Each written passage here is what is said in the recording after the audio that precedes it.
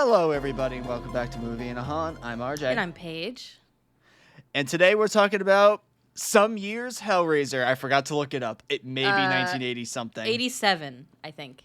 87. I almost said 84, so I was off by a few years. We watched the trailer first because I've seen this movie a few times. You've never seen it, and the first thing I said when I saw this trailer was, "Wow, this trailer sucks." Have you ever seen compared to the movie? Have you ever seen the trailer? No. Oh, okay. I didn't know.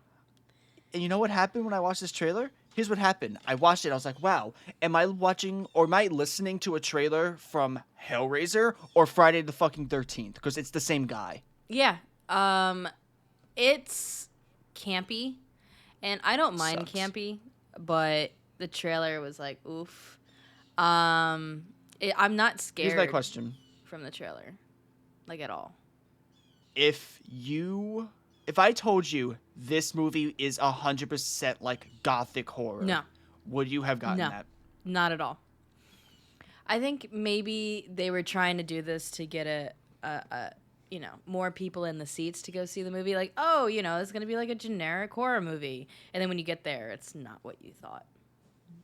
It's people with mutilated bodies. Fantastic. Coming out of a box. I saw, obviously, it's Clive Barker. And we know him from... This is his first. Candyman. Oh, it is? Really? This is not his first story, but his first movie. Okay, cool. This book came out a year before the movie. Wow. How did he get that greenlit so fast? I'm sorry. All I heard in the background of while you were talking was... You hear them? All I heard was a rooster. You hear in the fucking roosters? Yeah, my neighbor has roosters, and the weather's really nice, so I have 2 windows open to treat myself. But I'm probably gonna have to close them when we record. Sorry, everybody. No. We keep them open, but we have special guest, the rooster. That's what we're gonna put in. And it's gonna be like Hellraiser with Paige and RJ and special guest, the rooster. Viewers are gonna be like, "What the fuck's the rooster?" And then they're gonna hear it. Yeah, I mean. Again, all right. Basically, trailer sucked. It doesn't make me excited for the movie. I do have a fun fact, kind of, for some anime manga nerds. Would you like to hear it? Is it something about Junji Ito? No, but that would be fantastic. So my partner told me that he was like, oh yeah, the Xenobites, whatever those are, the Xenobites, are those in God Hand? I don't know. God Hand is from Berserk, if you know, right? Yeah, one of them is from Berserk. Here's the thing. I know of Berserk. Oh, you don't know? I've Okay. never read Berserk. All right. Well, whatever. So they're very similar, Berserk and Hellraiser. And he was like, I wonder if one influenced the other. I'm like, let's look into it. And then the mangaka for Berserk came out and said, yeah, literally, I watched / read Hellraiser, and the next year he made Berserk, and it's a complete direct influence. So if you like Hellraiser and you're looking for a Japanese manga and terrible anime, go read Berserk. Don't watch it. I was gonna say I don't know about the anime. I know I've heard it's a good manga. Oh yeah.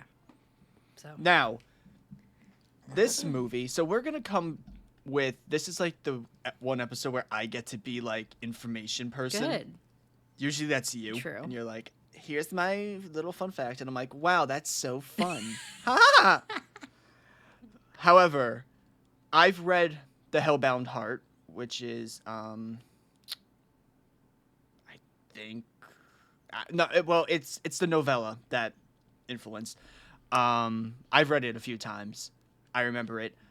Now, as much as I love this movie, I will say, book's so much better. Really? Okay. Everything. I think it's because some of so they basically changed the beginning in the movie. But it's because when you read it, you're like, this is insane. I love it. It sells me. I'm in. But it's so fucked up and weird that I'm like, I don't know if it's one of two things. Either A, they knew they were not going to get this past like the MPAA with the opening because it's like really weird. Or B, there was no way in hell they had enough budget to. It's going to take like the entire movie budget to make the beginning of the movie. I feel like it's probably a mix of both. This is also Clive Barker's directorial debut, even though I don't think he directed it alone, which is like, I think he came back as an advisor for the second one. But literally, this book came out in 86, 87 the movie came out, which only leads me to think he basically like showed the book to some people before it even came out, and they were like, we want, how sometimes they're like, we want the rights before even the book is out, we just want to start making a movie off it. I have a feeling that's probably what happened, because that's a very quick turnaround. Yeah, that makes a lot of sense. Yeah. Or he was like, hey, I have this idea for this book. And they're like, that's cool. Can we make it into a movie? He's like, okay, well, I'm going to write the book first. They're like, okay. And then we'll make the movie. So, because it's basically the script right there, even if they don't follow it very closely. Except they changed the Cenobites. Like, what they are, like, Pinhead is like androgynous, and you're not supposed to really tell what Pinhead really is. And this one's like, he's a dude. Right. Pinhead is a dude. This one is a woman. This one is a fucked up thing with his mouth ripped open. That is supposed to be a tortured boy. So like, they kind of set the characters up in the movies, while in the book, they're a little bit they're just left open-handed. Like, they're just weird things. There's so much wildlife going outside my freaking house. Like, there's just a bird screaming. I can't have nice things. I don't know. Some would say Hellraiser in nature is a great episode. All right. We're getting a little long in this intro. I thought it would be really nice to talk a little bit about, a little bit of background, a little fun story. I'm kind of excited to watch it. So you want to go watch it and then come back? We'll see you in 95, 96 minutes. All right. Let's go.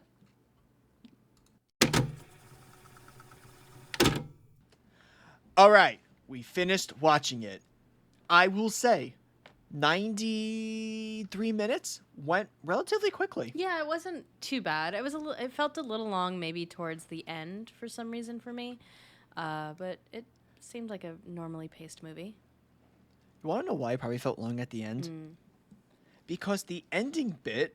So in the book, when they go... So first of all, Kirsty tricks Frank into saying he's Frank. Like, she maneuvers him into it, basically. But they go, leave. And she's like, I'm gonna head out. And then she just leaves. Like, they don't chase her or anything. The only thing that's different is Julia, like, manages to change into her wedding dress. And she's, like, sitting in her wedding dress when you see her again. That's like a big difference, and I'm like, that's so much creepier. Yeah, Why did is. the movie not do that? I think I would have rather. I mean, we'll get to the end, but I think I would have rather them not chase her at the end. But whatever. Let's start from the top and go from there. Start from the beginning. All right, we're gonna start with what is my peak bitching, because I love the beginning of the book. Now, just because I love the beginning of the book doesn't mean I'm gonna shit on this movie, even though I think the beginning of this movie sucks. Basically, we get introduced to Frank, and it's just like a flashback to when he bought the box, then to him touching the box, and he gets hooked. It's like, it's very quick. It's like maybe a minute or 2 minutes. In the book, it's a whole fucking chapter. It goes through his seance ritual, which involves candles. When you went, what's the candles about? That's it. The candles are part of the it's supposed to be part of the ritual. Doves that they eat. Oh. Like, they come and eat the doves. Basically, it's like you have to, like, kind of set the mood for them to come. And then they're like, what's your wish? And then, that type of stuff. But also, there's one detail I really like in the book. They're like, when they get announced, like how they announce their arrival is, it's described as the smell of death with a hint of vanilla. Like the vanilla's trying to hide the death. And I'm like, oh, so it smells like the Haunted Mansion at Disney. Like whenever they come out, I'm like, oh, it's the Haunted Mansion. I guess the Cenobites are here. But in the book, it's like they're like they basically say, what do you want? And he was like, I want pleasure. I want to fuck. That's his thing. Is like he's doing this whole seance because he's like so thirsty to fuck. Well, he's a sex addict. I mean, you could see it. You could see hints of it in the movie. Like, you know, he has like pornographic pictures on his suitcase. He keeps them in a box. You could tell like that's just like his whole thing. They don't really go into it too much, but from what you're telling me, it lines up. In the book, here's just a quick excerpt of the book. He had thought they would come with women at least, oiled women, milked women, women shaved and muscled for the act of love, their lips perfumed, their thighs trembled to spread, their buttocks weighty, the way he liked them. This is what he, like, expected. And he, like, expected them to be on the floor, graveling to him. Like, this is his fantasy, is just fucking. So, yeah. That's Frank in a nutshell. He just likes to have sex, and he's like, I'm gonna make a deal with, like, basically these demons. He didn't know they were demons, but they are. And they're like, oh, we're gonna give you something so much better than sex. And they, like, hypersense him, so he hears, like, his heart beating, and he feels every nerve ending, and, like, it's just... Basically, take all your senses, times it by 1,000, that's what they do to him. And then, like, once it's all said and done, there's this woman, like a female Cenobite that appears. And it's like, she's sitting on, like, a thing of skulls. And I'm like, God, this is so cool. None of it's shown in the movie. Yeah. But then I'm like, this movie was made on a $1 million budget. I get why. Yeah, I was going to say, they're going to have to cut some corners somewhere. But that does sound like it would have been pretty cool on screen. And then he gets tortured. And the whole thing is, the Order of the Gash don't let people escape. Hence is why later in the movie where she's like, I can give you Frank. In the book, they are a lot more open to it. They're not like, oh, who cares? They're like, wait, you know him? You know where he is? Now, the whole thing of we need to hear his name, he has to proclaim he's Frank, basically. That's used as a bargain from them to be like, in order to know you're not tricking us, he has to admit it. I got it. That makes more sense. Because in the movie, they're kind of just like, we need to hear it from your lips. And I'm like, he kind of just said it. Like, he's like, I'm your Uncle Frank. And then they're like, no, we need to hear it. And I'm like, he literally, okay. But, like, even, like, when they meet her, they skip straight to, like, he has to say it. Like, it's kind of a conversation where she's like, I know him, and one of them's like, oh, we don't care. But the leader's like, no, I want to hear this out. Keep talking. Yeah. And then this is where the bargaining, and he's like, okay, in order for you to know you're not trying to squirmish your way out of this, he has to say that he's Frank. I would have liked to see that. And also that baby thing is not in the book. Oh, okay. I don't know why it's there. I think it's probably like the worst edition. But by the way, the entire time we watched this movie, I was like, okay, well, in the book, actually what happens is, and I'm like, because it's like so much better. And they pull a Naruto, is what I'd say. In the sense of, you know how like Naruto would take the most basic, boring, dumbass one-page panel and turn it into an episode? As most animes kind of do it. But yeah, Naruto. Yeah, go ahead. Naruto was like a big... Oh, yeah. Because they needed offender, to milk that shit. Oh, yeah. DBZ, too. Yes, but I think the only reason why is because, like, when I remember Naruto took, like, this one bit of Ino and Sakura taking flowers to Rock Lee, and it's, like, literally a one-page thing, and turned it into a whole-ass episode about trying to get him flowers. I'm like, that's obnoxious. DBZ is just, you know, they scream for, like, 5 more minutes than they do in the book. But, like... They took the bits of the book that go relatively quickly and then padded those out. And then the parts of the book that kind of went long and were very interesting, that's the stuff they zoomed past for some reason. I don't know why. Yeah, especially if Clive was the one directing it. I don't know why he would have done those types of changes, you know? Part of me is like, I don't know if he did the changes because they dubbed British actors with American voices. Mm-hmm. And with Frank, it is so obvious because, like, I was like, man, I feel like I'm watching an anime right now, just like looking at Frank talk. Especially like when he's with Julia, and Julia's definitely not being dubbed, and he definitely is being dubbed. However, Frank's milquetoast ass brother, Larry, and Julia arrive at the house, and this house is nasty. I'm gonna say it. This house is disgusting. Oh, it's gross. And I believe this is their grandmother's house or their mother's house. Yeah, I think he says grandmother. Okay. Yeah. And it was like, technically it belongs to the both of them. It belongs to Frank and Larry, but it's like Frank is like probably in like Singapore probably at this point. Yeah, he basically says like he's probably in jail. It doesn't really matter. He'd rather cash than any sentimental things. Yeah, so he's like, okay, we're gonna move in here. We're gonna move in on Sunday. Now, in the movie, it's just like, okay, we're moving in on Sunday. In the book, the Sunday is actually kind of a big deal. Because in this, like, small town, there's, like, a church, but, like, no one goes to the fucking church. The bell doesn't even ring.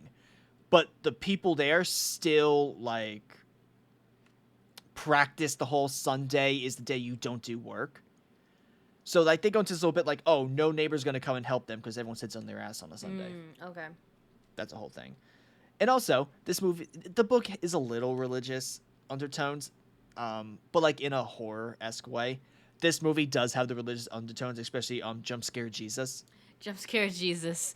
And, you know, all the religious idols and you know, stuff like that from the grandma is still around the house. She has some creepy ass idols. I was like, are you sure she's religious? Mm-hmm. These things look fucked up. And then Frank is like, I have a little statue of fertility. It's a dude fucking a chick holding her titty. And while, you know, they're doing the whole, like, looking around the house, and Julia goes to the bedroom, like, where Frank lived, and she's, like, looking at photos. She's, like, picturing being in these positions, I guess, that he's, like... First of all, I don't know who was holding that camera while this was all going on.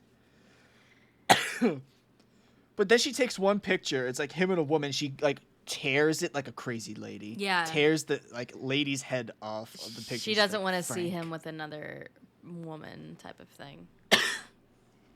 So, in the movie, they don't do a good job really describing this, but he comes for the wedding, and he like, him and her bang right before hers and Larry's wedding.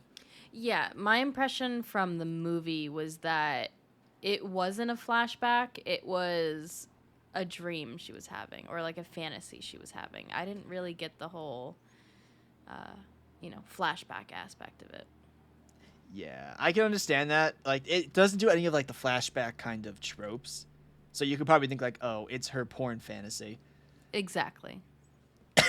Especially because when we were watching it, I literally sat there, I'm like, this is so uncomfortable. But it made me uncomfortable because this is, like, awkwardly accurate in some ways. Yeah. Like, I think I also thought it was kind of like her fantasy because she was just looking at those pictures of him with these women.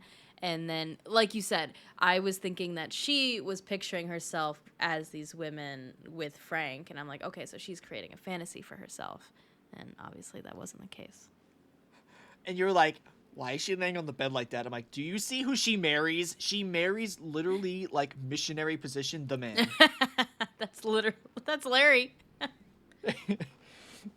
Like, he's so... I actually think the movie makes him more interesting than the book, because the book, he is such a little bitch boy. So when obviously they're moving right now. Let's go to that. Yeah. So while she's having her fantasy, they're moving in, and they have these two schmucks helping him move a bed up the stairs, and Larry gets this gnarly, disgusting gash from a gross ass rusty That man needed nail. a tetanus shot. Oh God, yeah, on the back of his hand, and it's deep. Like he is gushing blood. I'm like, oh my God, this is horrible. And then he goes upstairs and is like, oh, I'm gonna faint or whatever. You said in the book it was like he nicked his thumb. So yeah, if so, first things first. I feel like this book, the book can describe it. The movie doesn't do as great a job of describing it.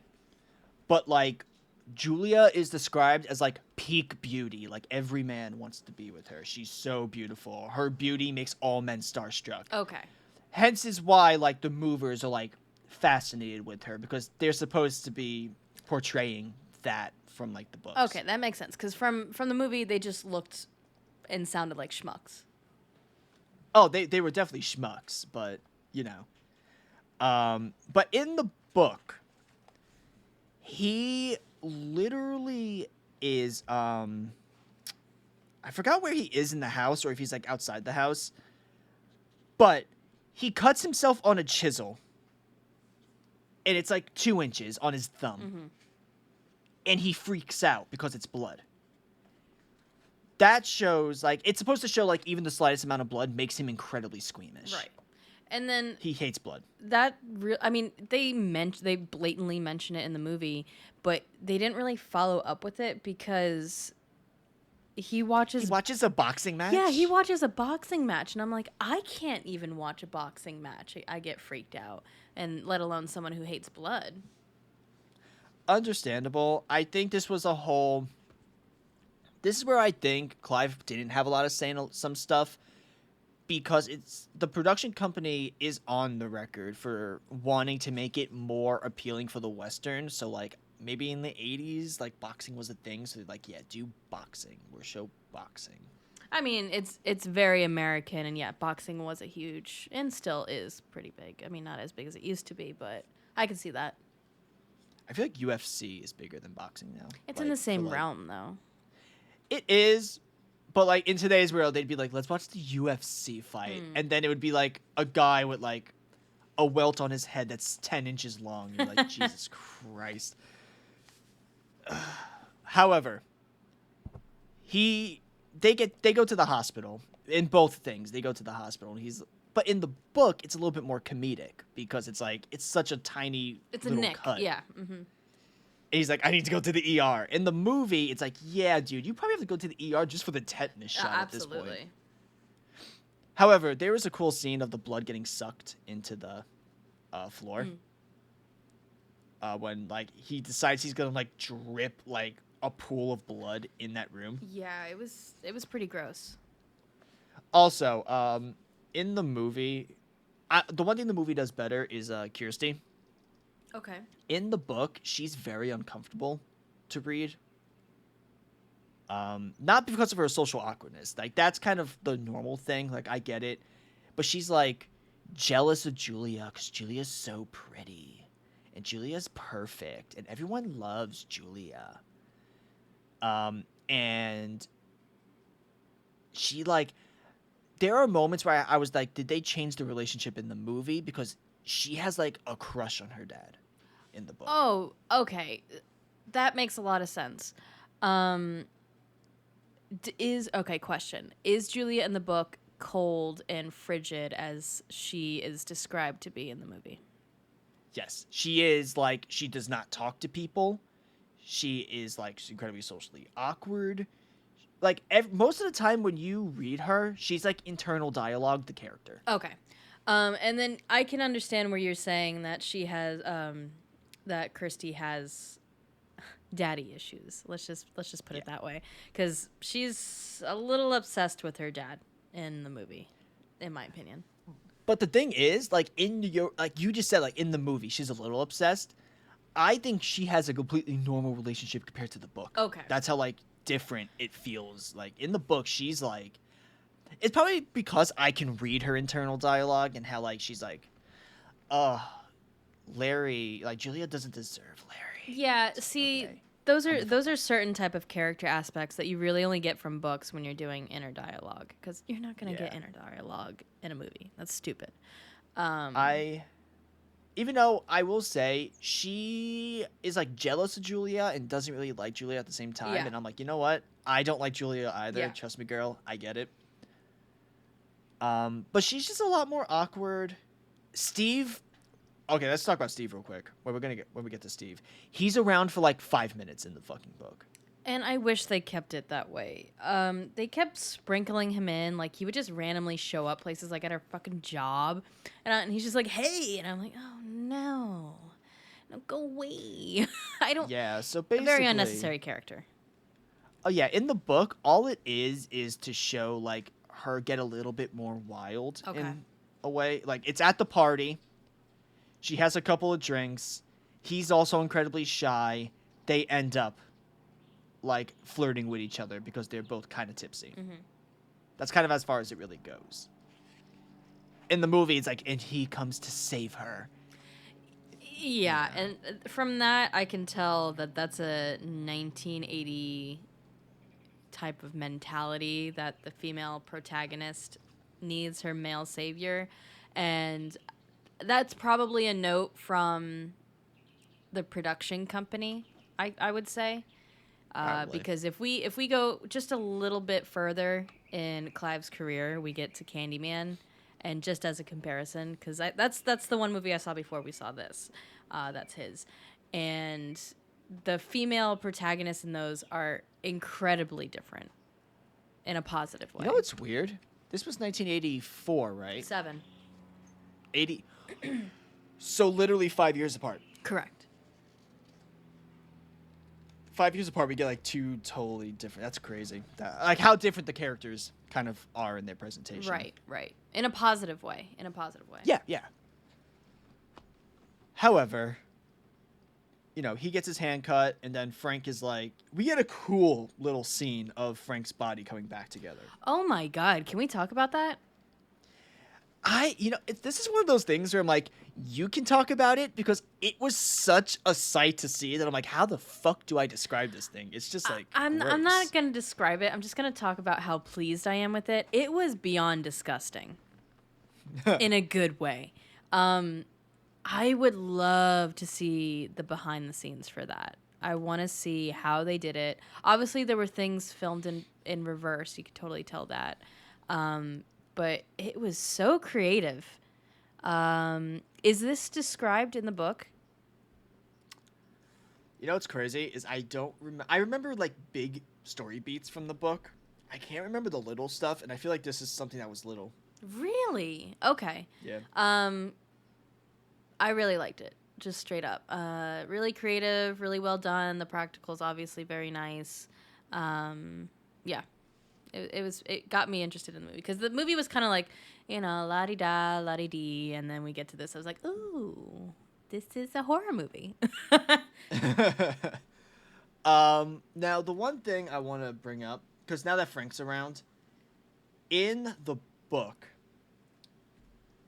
Julia is doing this because she wants to get fucked by Frank again. That's basically the whole story. Frank is basically using her.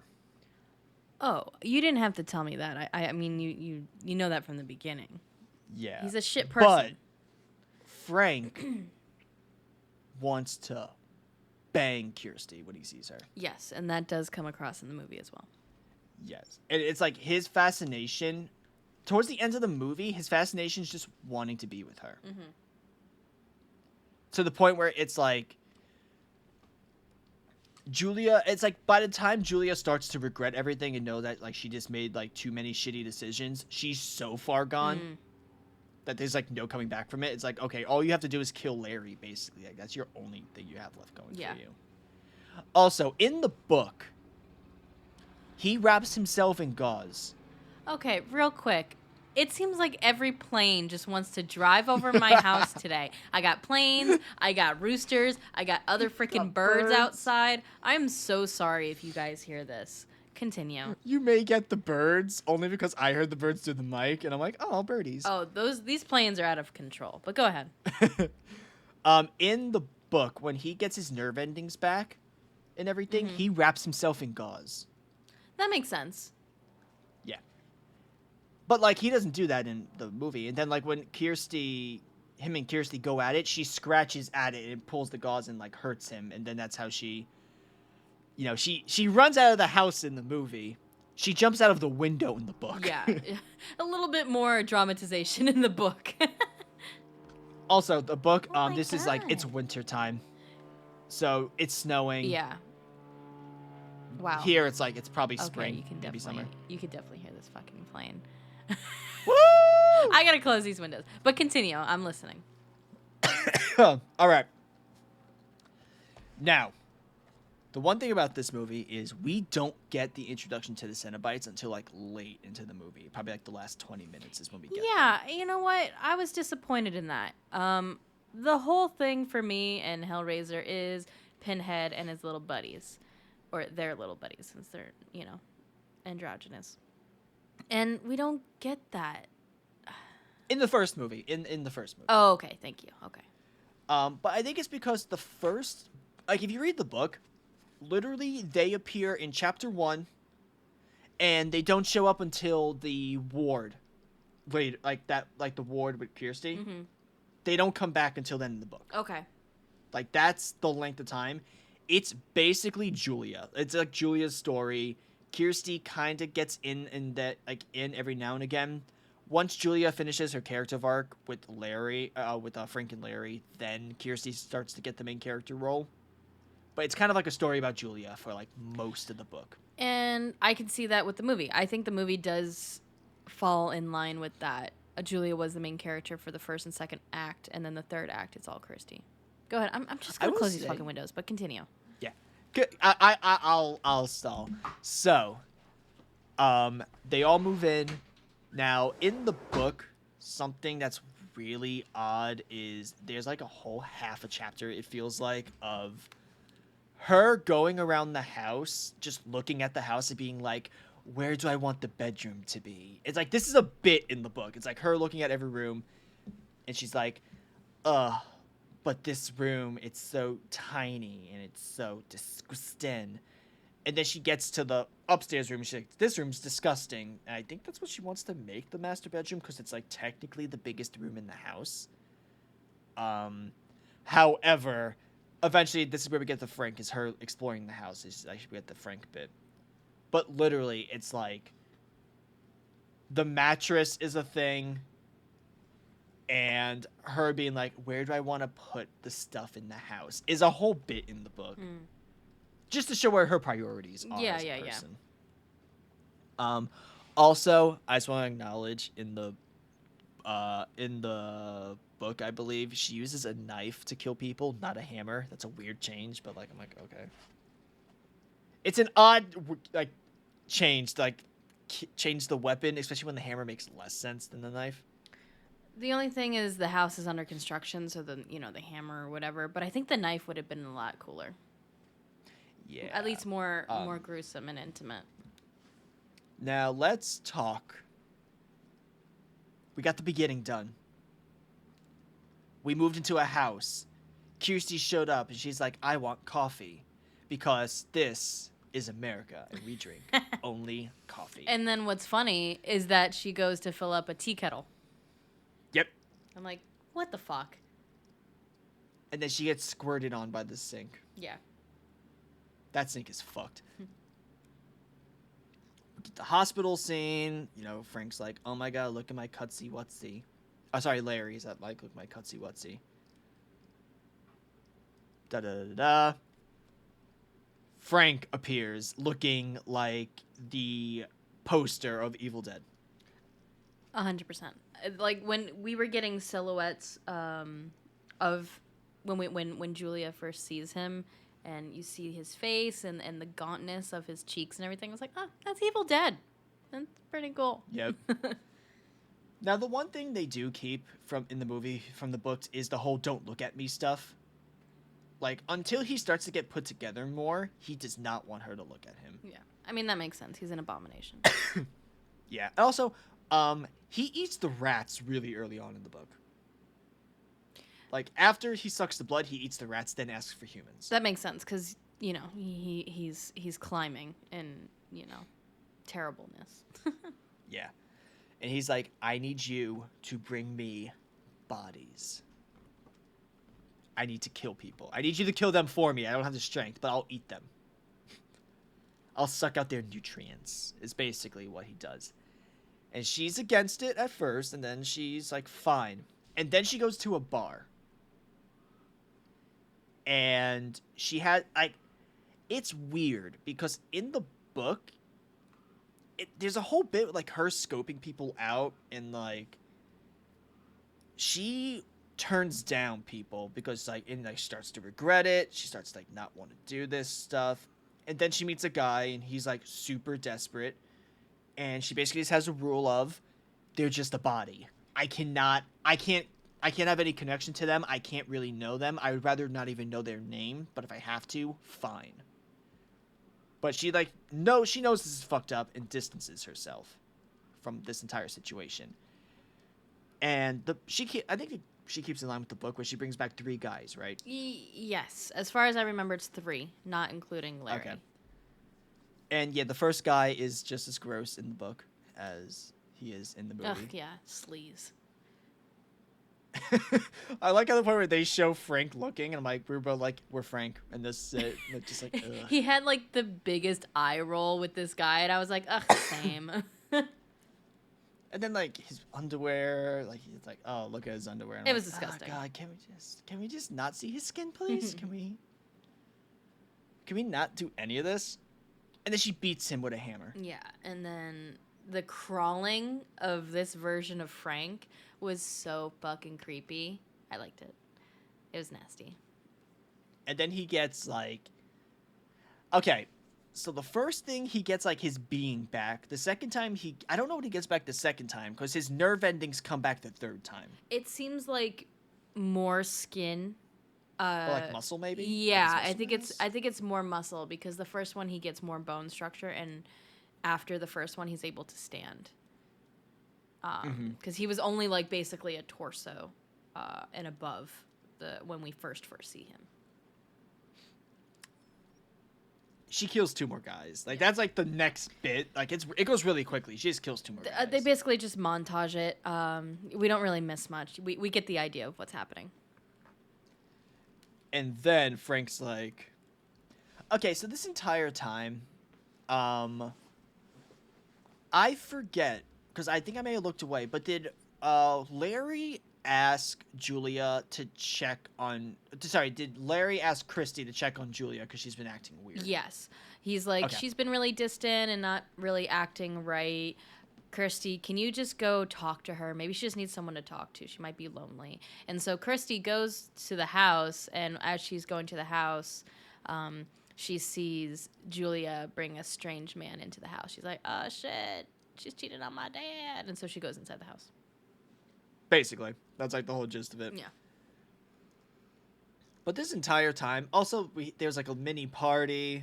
Yeah, there's a at some party, point. and they're celebrating the purchase of the house. I mean, the thing is, this is just such like an average day movie. Like, oh, this is what happens on a Monday. This is what happens on Yeah. a Tuesday. And then like, it's like, okay, this isn't what happens on a Saturday. So like, it's going to get interesting. Right. But she goes inside the house, and she sees a dead dude just come out, and she's like, oh my God. That man's dead. Yep. And Frank is like, it's me. It's Frank, your uncle. Whoop, whoop. And she's like, disgusting. This is nasty. So in the book, she jumps out of the window, and I'm like, I get you, girl. Because I want to be out of there as quickly as you do. I have a question. Yeah? In the book, does she have previous sexual abuse from Frank? I don't even think she knows Frank. Okay, I was just curious if his obsession with Kirsty was, a previous thing and then it carried over. I was just curious. I feel like she maybe saw Frank when she was a child. Yeah. Maybe? Okay, that makes sense because in the beginning Larry's like he's absent from the family. Yeah. She passes out, understandably so. but that's the thing is, I feel like in the book, it's a little bit different because, like, if you are in not prepared clothing, you just went through all this shock, and then you're in, like, the frigid fucking, like, snow cold, you're gonna pass out. Oh, 100%. In the movie, it's like, it could be summer. It could be. Who knows? It's not winter. Also, I forget in the book if she works at a pet shop. That's the one thing I was, like, trying to figure out. I can't remember it.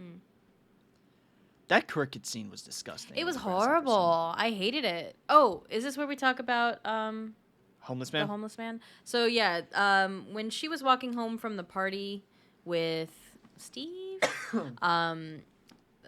this homeless man in, like a warehouse was creeping on her, just, like, staring at her. She gets creeped out. Later on, we get to her job with the pet store, and the homeless man is there eating, like, just literally fisting the cage of where the crickets are, and then just, like, eats them. And the actor even has, like, a cricket on his beard. I was like, ooh, yep. I hate it. That's, if I remember correctly, is that the guy who plays Pinhead, just without the makeup? Really? It may be. Oh, that's interesting. Okay, that would be pretty cool if it is, especially if they're on a $1 million budget. I mean, it's just like, hey, we need you to like hop in here. You don't really have to say anything. However, it's not. Well, that's the thing is the whole running joke in like film industries. If you don't have a talking line, you don't get paid as much. Exactly. Like, yeah. So like, you're not gonna talk, so we're not gonna pay you a whole lot more, but we'll pay you like. We'll give you a little sprinkle extra. An extra $100. Legally, we have to pay you.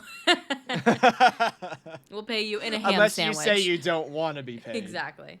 But yeah, that was a creepy scene. So he's supposed to be the architect. Or sorry, the engineer. Describe what the engineer is for me, please. He's the creator of the lament configuration. Of the box? Of the box. He's basically the creator of the box. Okay. He's not around a whole lot in the book. But at least in the book, they're like, this is who he is, guys. He is this. He says he is this character. In the movie, it's like... He's just a creepy guy. I don't think they tell you. He turns into a skeleton dragon at the end. That's it. And flies off with the box. That's not in the book. I would hope it's not in the book because that was stupid. Can you explain to me if they tell you... Is it like a whole other dimension? Do you actually go to hell? Like, can we just get a little snippet of that? Because I was a little confused. See, part of me is like, I want to tell you, but the next movie takes place in that dimension. Oh, perfect. The entire time. Don't tell me. Yeah. Everyone tune in for the next one. We'll be doing the entire series. Just letting you know. False. We're not doing the entire series because there's like 10 of these movies. Never mind. We're doing half of it. Fun fact, Henry Cavill's in one of them. Oh, what? That's crazy.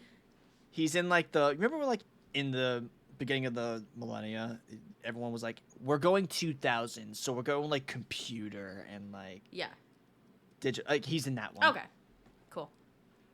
We're going up to the one that has Adam Scott in it. So that's right. We're getting somehow Adam Scott has managed to get into 2 episodes this season. That's crazy.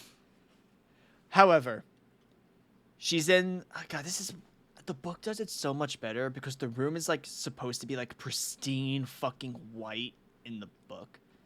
It's supposed to be creepy, basically. But she wakes up in a. So I don't know what it is in the movie, but it's a psych ward. Oh, it's 100% a psych ward. They're like, so you had this box on you. Do you like it? Like, do you know what the hell this thing is? And she's like, no, I have no clue whatsoever. But you should leave it here for me. And the doctor's like, I'm going to leave it here so it jogs your memory. Okay, bye. Maybe, if that doesn't jog your memory, this TV show of a flower blossoming that I've been watching while you were sleeping will help. Creepiest fucking part of the movie, hands down. I was watching you sleep, and then this flower started blooming on the TV. Oh God! You know what? No, let's circle that one back. Someone can probably take that as some weird innuendo. However, she starts playing with the box. let's just do it there. Basically, the way this entire series goes is like people start fondling the box a little bit, and then like the box goes AWOL. It's like, oh, we got attention. Okay, here we go. Everyone, action. It's like it's supposed to be like this thing is like it's super hard to figure out, and it's like so you see that circle in the middle, you take your finger and you kind of just like you trace it, little wiggly and then wiggle. it works. And that's it. It wakes I'm like, up. wow, that's a very hard puzzle, dude. Okay, but she summons a thing. I don't even know what to describe it as. It's supposed to be a baby. Sure. It's not in the book. Okay. I hate this part of the movie. Yeah. Also, her dream sequence is not in the book either. Okay. Oh, yeah. By the way, she's been having dreams about her dad dying. And so she's been calling him like, hey, Dad, are you okay? And he's like, yeah, I'm fine. Go to bed. And I think that's happened. I think it happens minimum 2 times. Maybe it happened in the book, but it's not like as like a much of like a big deal in the book. Either way, she gets chased by a baby. An ugly baby thing. And you know what's really funny? Yeah. Is that when she's running back down the hallway, she's running in place. Like she's just I know. Just like hopping. And I'm like, oh God, this looks horrible. I don't know why they put this in there.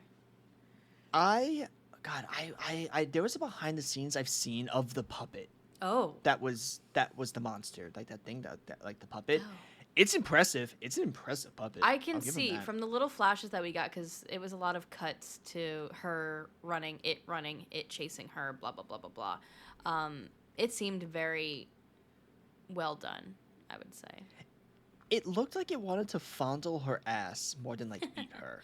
I think what would have been really cool is if, because it seems like it scratched her back as she was running, because she kind of like screams.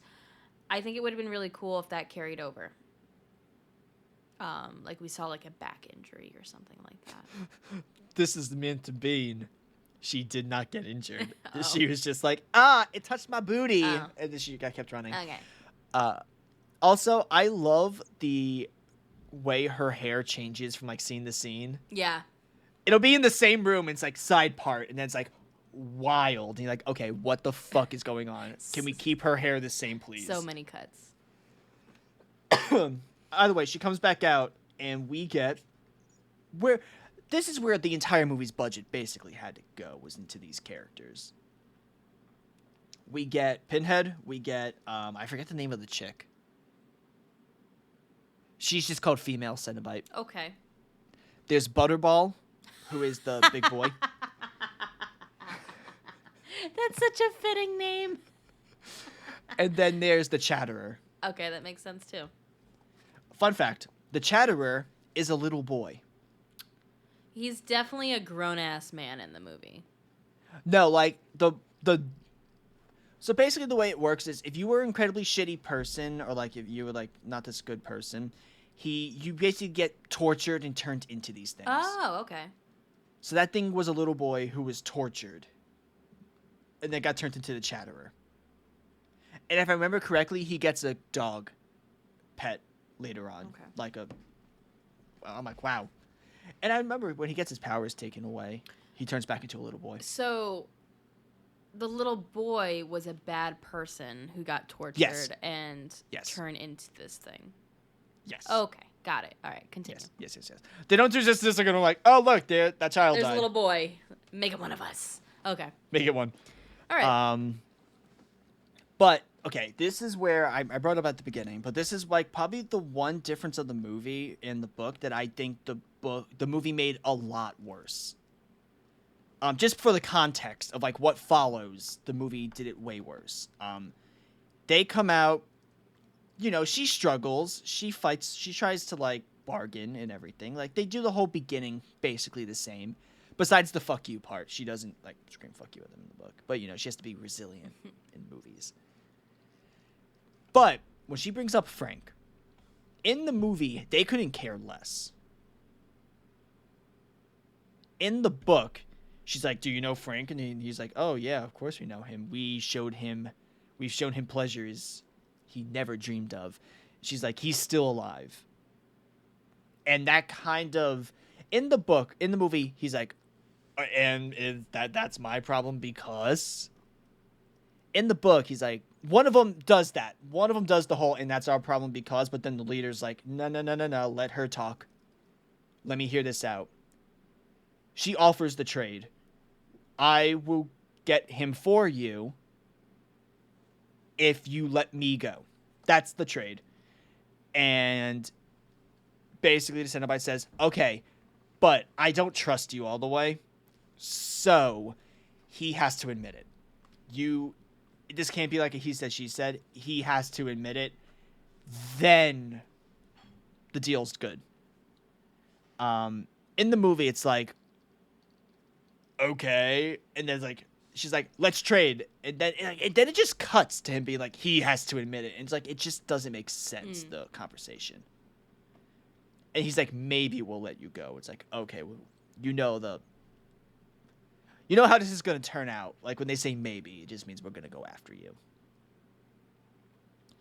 She goes back to the house. She's like, I'm going to save my dad. You ain't gonna save. Also, I just want to note, earlier in the movie, there was a boxing match, like you brought up.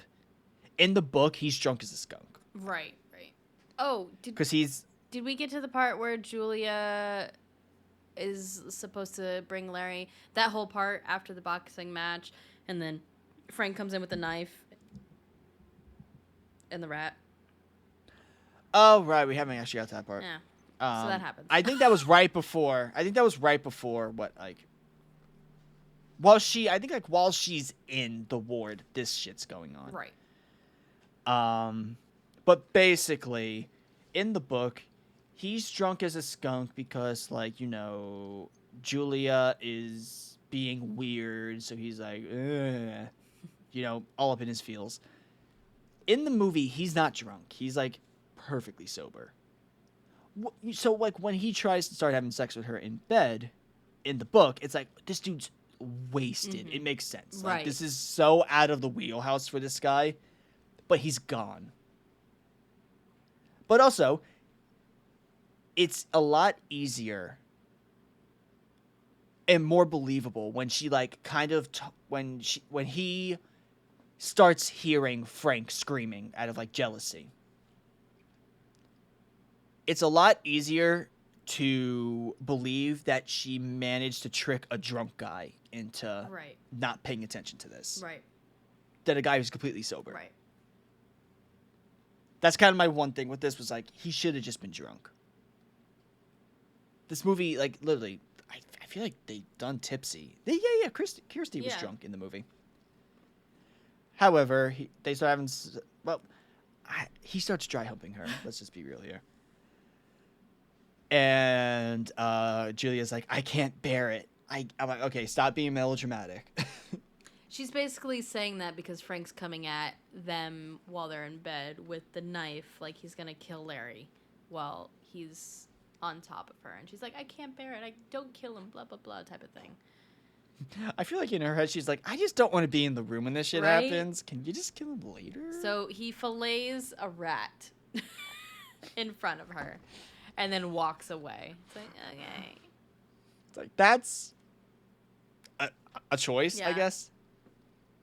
Yeah, that last rat that you probably could have sucked for some substance, you're just like... Waste. Eventually, Julia makes her way back home. Well, false. Oh, you mean Kirsty. Julia and Larry start having sex. Oh. Because there's that one sex scene. Oh. Between, like, when they... Right, and then he gets killed. That's when he gets killed. Right. However, Julia comes back. She's like, I need to see my dad. I need to know if my dad's okay. And... Oh, baby. Sweetie. Honey. Darling girl.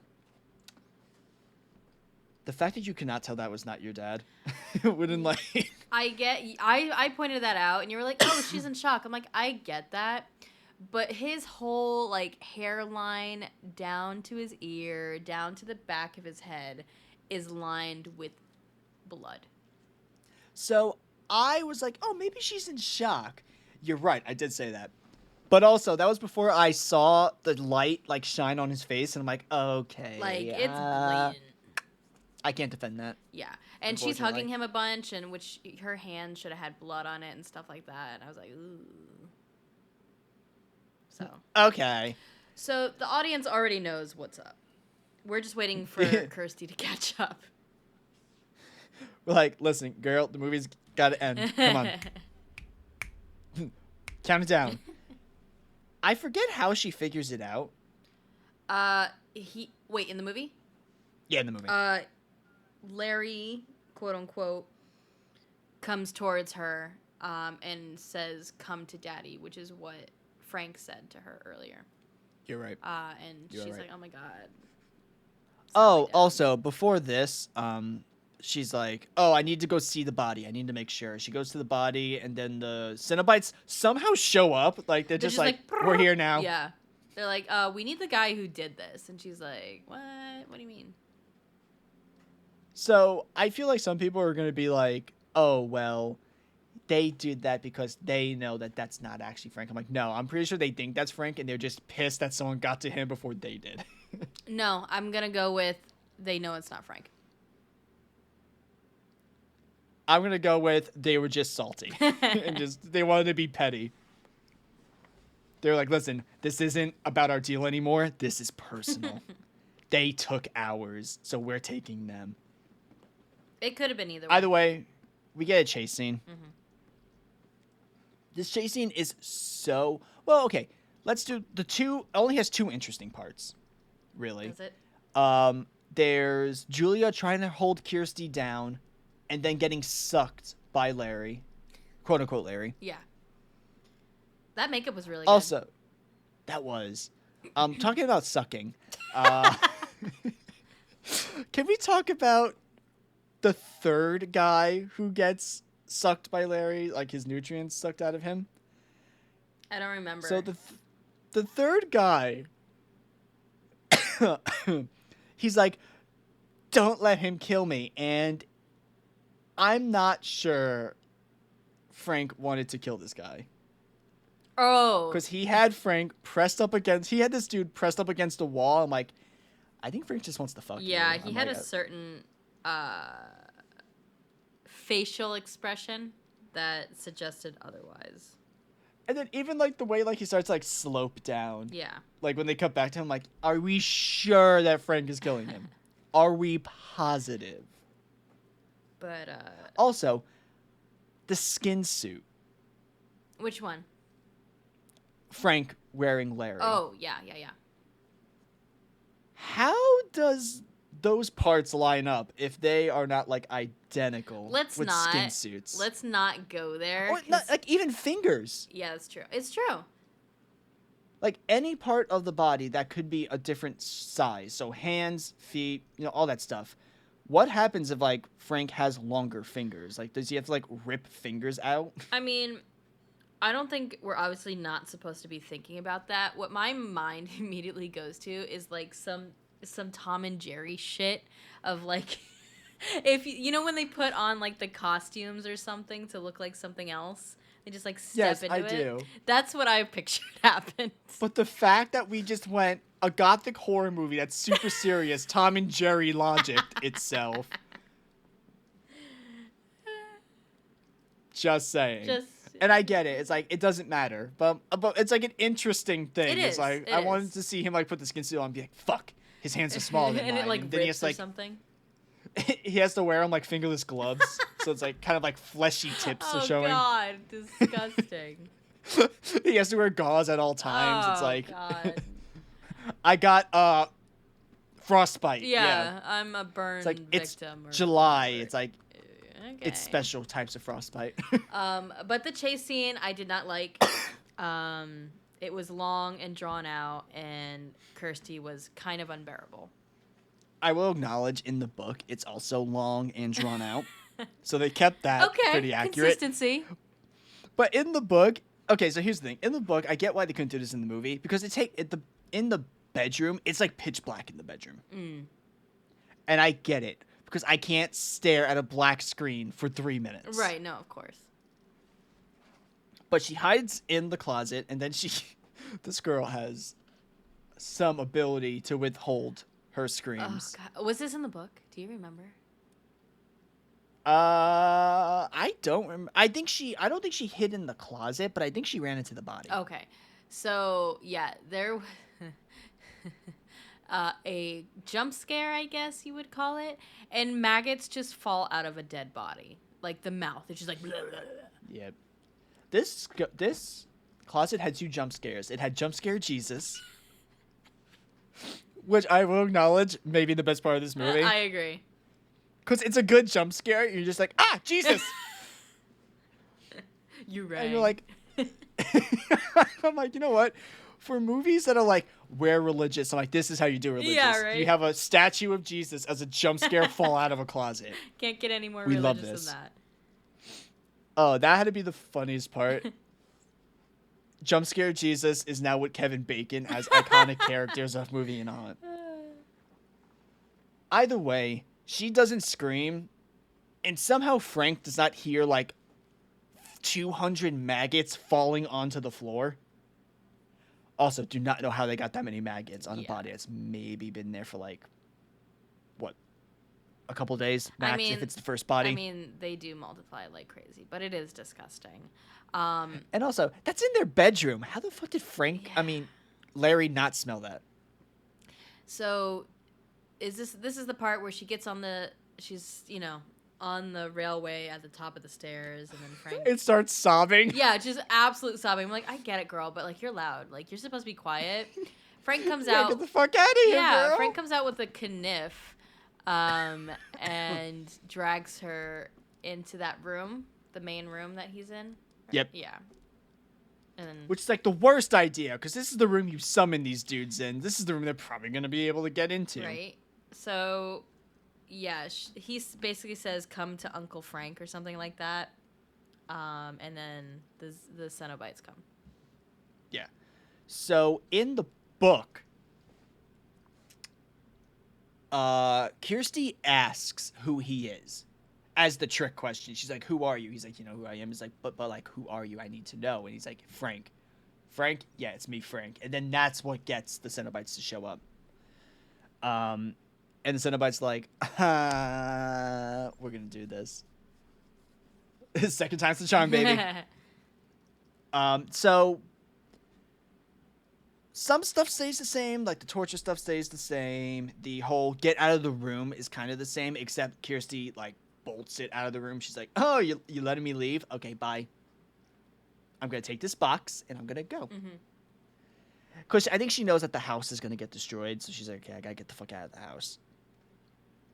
And then she runs into a now decaying Julia, who's in her wedding dress with the veil over her face. And then, she runs into the engineer.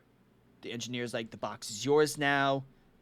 And I there's something about, like, I guess she can either see or hear the spirits of Frank and Julia, but she can't hear anything of Larry. So she's like, okay, Larry's not stuck in the box. That's good. Oh, okay. And then that's how the book ends. She's like, I'm going to watch over the box. Like, I got it. not let shit happen again. But the thing is, a book doesn't have to set itself up for a sequel. So it can have a conclusive ending like this. This movie had to set itself up for something, maybe. Whatever the fuck we want to call this ending, they could be like, it's set up for a sequel. Like, no, it didn't. Come on. It really didn't. So, they're like, leave. And she's like, fine. And then Frank is like, you bitch. You tricked me. How dare ye? The Cenobites go back on their promise and start trying to chase her. Yeah, I thought that was really stupid. And then a Wild Steve appears. Yeah, Wild Steve appears. He's absolutely useless. The house is collapsing. They get to the front door. She battles the baby thing. For the God, box. the baby came back. Yeah, and then they leave. Let's just get out of here. She goes to burn it at all of these like multiple bonfires in a field. So I'm like, okay. And then the engineer comes, picks it up. His whole body goes on fire, and then he turns into a skeleton dragon and flies away with it. And that's it. Bada boom. Yes. Yes, that is exactly what happens. Yep. I hate it. Like, I think the ending of this movie is awful. Yeah. I think this movie has a really bad ending. Like you said, they were setting themselves up. We're like, okay, we need something for a sequel, probably. Let's just go with this. It's like, okay, you're gonna fight the skeleton dragon of the box Basically. in the second movie, which I know they do not. They fight a tentacle monster, if I remember correctly. Even better. Lovely.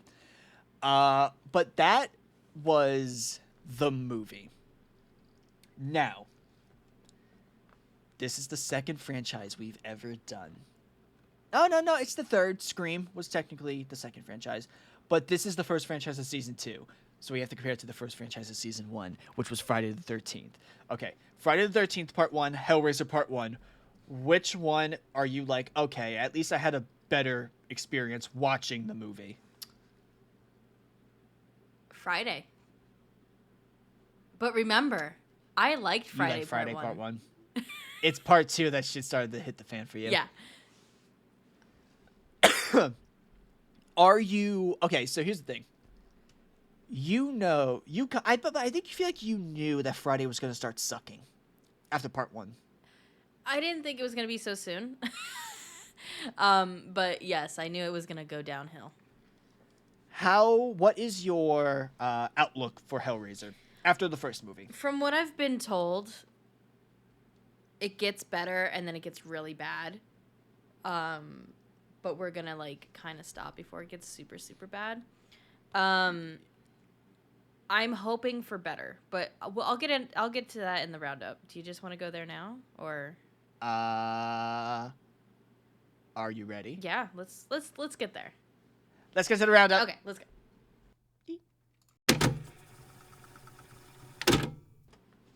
Okay, so here's the roundup. I don't want to say I'm disappointed, but I wasn't thrilled with this movie. I feel like, especially since I've been told that the second one and maybe the third one are even better than the first, I'm looking forward to them, and I hope that holds up. But I know there's a lot of love for this movie, and either I'm missing something or it's just not my cup of tea. I don't know yet. I am a fan of Clive Barker's lighting decisions. I know in Candyman I absolutely loved it. Here I could see where he's going to be getting better. There were really good bright points. First movie he directed, so yeah. The direction wasn't bad. To me, some of the story just kind of fell through for me. The music was pretty good. I remember some scenes, especially like the montage scene where she's killing all the dudes. The music for that I really enjoyed. I'm more excited for the other movies. This, overall, I was like, meh. So I'd probably give it like maybe a 4.5 or 5 out of 10. The fact that the movie is made well and you gave it like a 4.5, I'm like, you do understand that you gave like Texas Chainsaw 03 a better score than this. And Texas Chainsaw 03's main thing is girl vomits every 5 minutes. No, what I'm doing is I'm separating seasons. Like no one is comparing to the other. So this is just overall for this season for Monsters. Got it.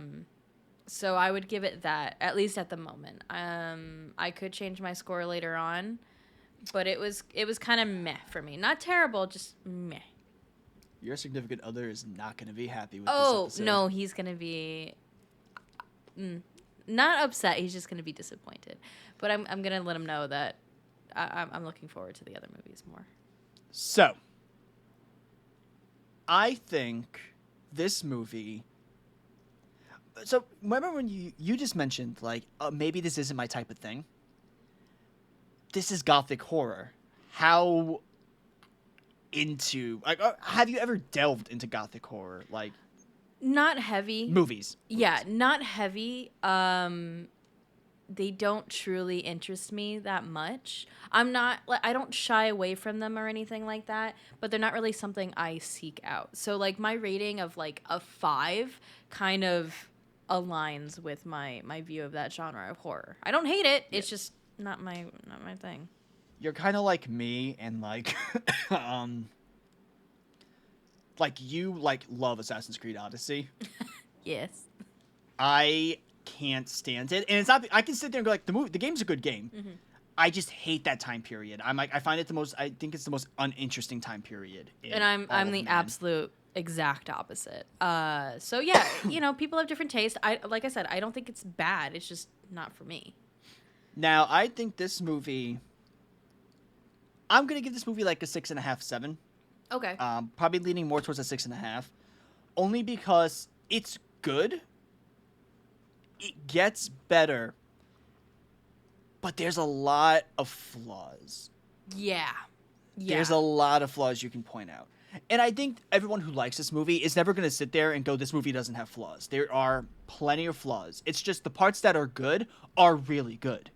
When it's a directorial debut of somebody, you're not going to be getting, if you do, it's extremely rare, you're not going to be getting a 10 out of 10. You're not going to be getting a 9. You're not going to be getting an 8. You're going to be getting subpar, even maybe pretty good, just nothing amazing.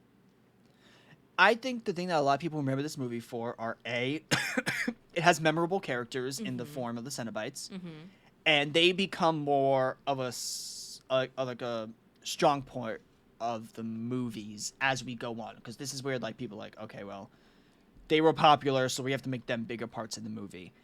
Now, I think so. Remember we were talking about Friday.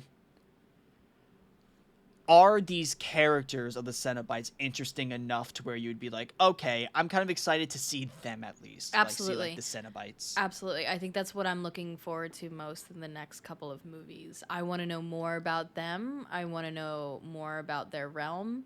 Because I feel like it was teased, but we didn't get enough of it in this one. And so that's what I'm looking forward to the most. I think the one reason why why you may go to number 2 and like 2 a lot more is number 2 focuses a lot on, it's still Kirsty in the next movie. She's still around, but it's a lot more about the Cenobites and their stuff. This movie was like a character piece on it was just a character piece on a person that involved these other characters. Right. So I get why maybe this may be viewed as dry or boring or uninteresting to some. But, it could be viewed as oh, this is actually a fun experience for others. It's kind of like that. I feel like this is probably the divisive one. Number 2, here's the thing. I'm not worried about you liking 2, because 2 is actually good. I'll acknowledge it. I'm more worried about when we get to 3. Okay. We'll see what happens. Because 3 is when we start to go into the 90s and shit hits the fan. Cannot wait. I'm pretty sure one of the Cenobites is a CD player. Let's stop there, because don't give any away. I want to be surprised. Oh, trust me, you'll be surprised even if I tell you, because you're going to be like, you know what? I heard you tell me it was a CD player. This wasn't what I was piecing together. Also, we're not doing a haunt. No way. Okay.